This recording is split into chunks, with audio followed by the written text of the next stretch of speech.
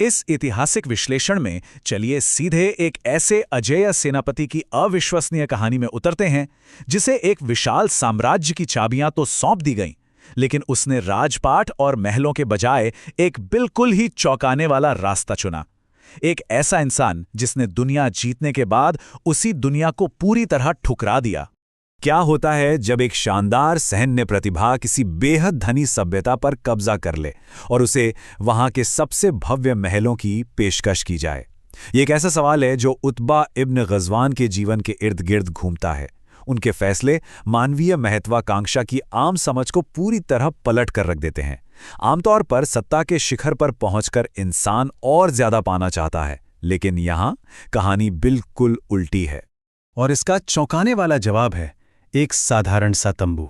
जी हां, एक तरफ नवविजित बसरा की बेशुमार दौलत, सोना चांदी और विलासिता थी जिसे उन्होंने खुद अपनी तलवार के दम पर जीता था, और दूसरी तरफ उस अथाह वैभव को सिरे से ठुकरा देने का उनका अटल फैसला। वो सब कुछ छोड़कर एक मामूली खुरदरे टेंट में रहे। ये सोचने वाली बात है कि एक विजेता खुद को हारने वालों से भी बदतर हालात में रख रहा है। भाग 1, योद्धा का निर्माण, 7वें मुस्लिम। इस अजीबोगरीब विरोधाभास को गहराई से समझने के लिए हमें उनके शुरुआती दिनों की ओर चलना होगा।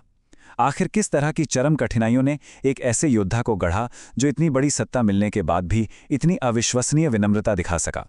ऐतिहासिक वृत्तांत बताते हैं कि उतबा पृथ्वी पर इस्लाम अपनाने वाले संभवतः 7वें व्यक्ति थे।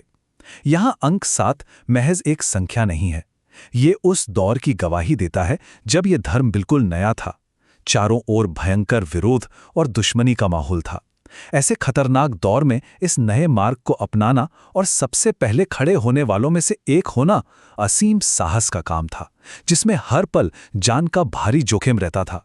उनके इस अटूट समर्पण को 3 बेहद खतरनाक प्रवासों यानी हिजरत से बखूबी समझा जा सकता है। अपने विश्वास का स्वतंत्र रूप से पालन करने के लिए उन्हें जन्मभूमि के अत्याचारों से बचकर भागना पड़ा। पहले 2 बार एबिसिनिया की ओर कठिन यात्राएं की और अंततः मदीना की ओर अपना अंतिम प्रवास किया। ये कोई आम सफर नहीं था, बल्कि जीवन और मृत्यु के बीच का एक निरंतर संघर्ष था जिसने उनके इरादों को फौलाद बना दिया।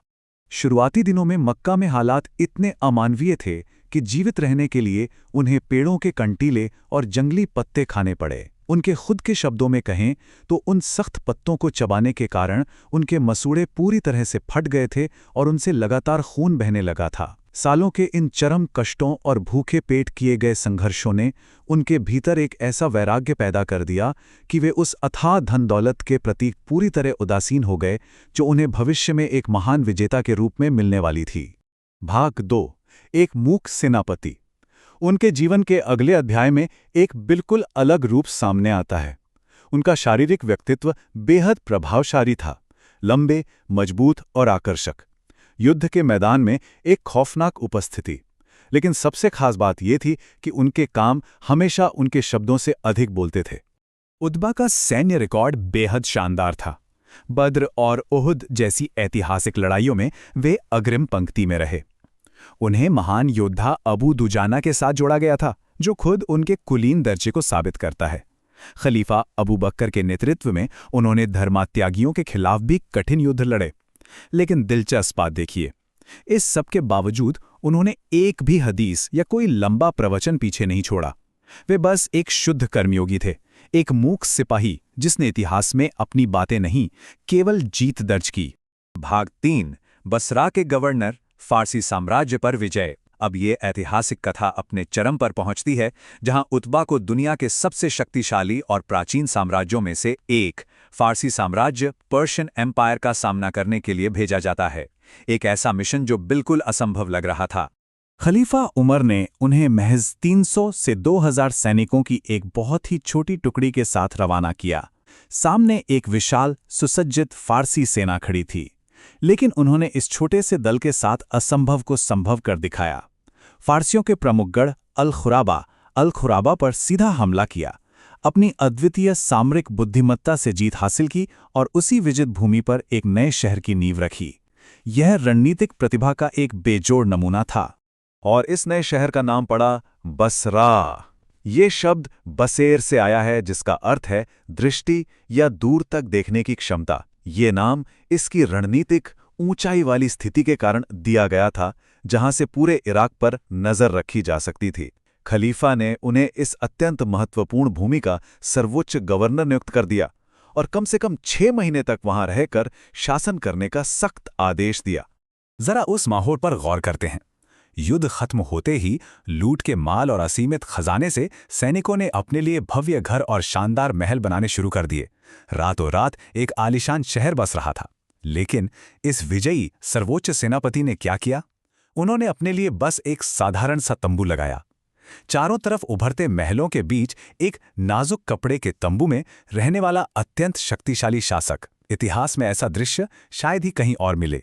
उनके जीवन का एक बहुत ही दुर्लभ प्रवचन आज भी मौजूद है, जो उनके हृदय को खोल कर रख देता है। उन्होंने अपने लोगों के सामने खड़े होकर कहा था, मैं अपनी ही नज़रों में महान होने और अल्लाह की नज़रों में छोटा होने से अल्लाह की पनाह मांगता हूं। इस एक वाक्य की गहराई अद्भुत है। एक पूरा साम्राज्य मुट्ठी में होने के बावजूद उनका अहंकार बिल्कुल शून्य था। वे सत्ता के नशे से पूरी तरह आज़ाद थे। भाग 4, सत्ता से पलायन, अंतिम अध्याय। ये उनके जीवन का सबसे अविश्वसनीय और विडंबनापूर्ण हिस्सा है। ये उस ताकत से भागने का एक हताश प्रयास था जिसे पाने के लिए इतिहास में लोग हमेशा खून बहाने को तैयार रहे हैं। जो सेनापति दुश्मनों से कभी नहीं डरा, वो अधिकार और कुर्सी से खौफ खा रहा था। हज के दौरान उतबा मदीना गए और खलीफा उमर के सामने पेश हुए। उन्होंने अपने पद से मुक्त होने की, उस गवर्नर की आलीशान कुर्सी को छोड़ने की लगभग भीख मांगी, लेकिन खलीफा उमर ने सख्ती से इनकार कर दिया। उनका तर्क अटल था कि नेतृत्व का ये भारी बोझ एक पवित्र अमानत है जिसे कोई भी सक्षम व्यक्ति यूं ही छोड़कर नहीं जा सकता। उस पल की घोर निराशा को महसूस किया जा सकता है। मदीना से वापस बसरा लौटने के लिए जब वे मजबूरी में अपने ऊंट पर सवार हुए, तो उन्होंने आसमान की ओर देखकर एक दिल चीर देने वाली प्रार्थना की, हे अल्लाह, मुझे उस पद पर वापस मत लौटाना। वे सत्ता के उस गलियारे को दोबारा कभी नहीं देखना चाहते थे। और यही इस कहानी की सबसे बड़ी विडंबना छिपी है। युद्ध का वो महान मास्टर जो भयंकर लड़ाइयों में दुश्मनों की तलवारों के बीच से बिना खरोच के लौट आया, उसकी वो हताश प्रार्थना कबूल हो गई। अपनी उस सत्ता तक पहुंचने से पहले ही रास्ते में वे अपने ऊंट से गिर गए। बस उसी एक मामूली सी चोट से उनकी मृत्यु हो गई। वे कभी वापस बसरा नहीं पहुंचे। अंत में ये ऐतिहासिक कथा एक बहुत ही शक्तिशाली सवाल छोड़ जाती है। यदि पूर्ण सत्ता इंसान को भ्रष्ट करती है, तो क्या अंतिम शक्ति उस सत्ता से हमेशा के लिए दूर चले जाने की क्षमता में है?